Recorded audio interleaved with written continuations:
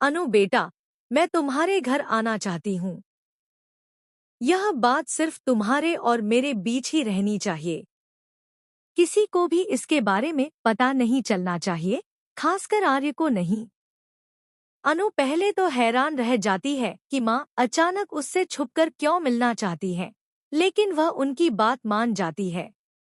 अनु मन ही मन डरती भी है, लेकिन फिर भी वह तय समय पर उनका इंतजार करने लगती है। उधर दूसरी तरफ आर्य की माँ घर से अकेले निकलती है, लेकिन रास्ते में उनके साथ एक भयानक हादसा हो जाता है। तेज रफ्तार से आती एक गाड़ी उन्हें टक्कर मार देती है और वह सड़क पर गिर जाती है। यह पूरा एक्सीडेंट अनु अपनी आंखों से देख लेती है। अनु घबरा जाती है, रोने लगती है और मदद के लिए लोगों को बुलाती है। वह तुरंत एम्बुलेंस बुलवाती है और मां को लेकर हॉस्पिटल पहुंचती है। हॉस्पिटल में डॉक्टर जांच के बाद बताते हैं कि उनका काफी खून बह चुका है और अब उनकी हालत बेहद नाजुक है।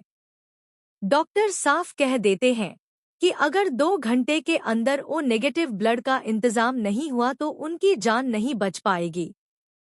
यह सुनकर अनु के पैरों तले जमीन खिसक जाती है।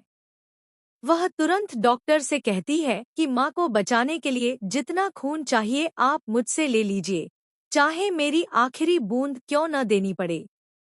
बस आप मेरी माँ को बचा लीजिए।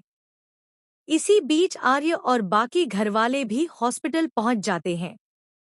आर्य जैसे ही यह सब देखता है, वह पूरी तरह टूट जाता है। उसे समझ नहीं आता कि माँ की यह हालत कैसे हो गई। जब उसे पता चलता है कि अनु अपना खून देने के लिए तैयार है, तो वह भावुक हो जाता है।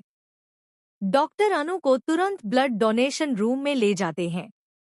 अनु दर्द सहते हुए भी सिर्फ एक ही बात दोहराती रहती है कि मेरी माँ को कुछ नहीं होना चाहिए।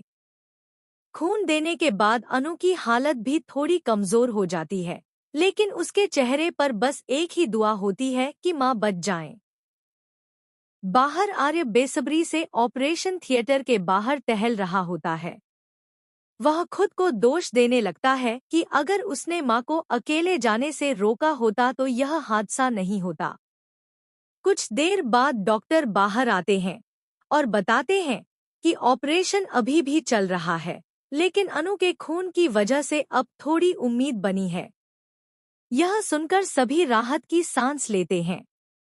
वहीं दूसरी तरफ दर्शकों के मन में यह सवाल भी खड़ा हो जाता है कि क्या यह हादसा सच में एक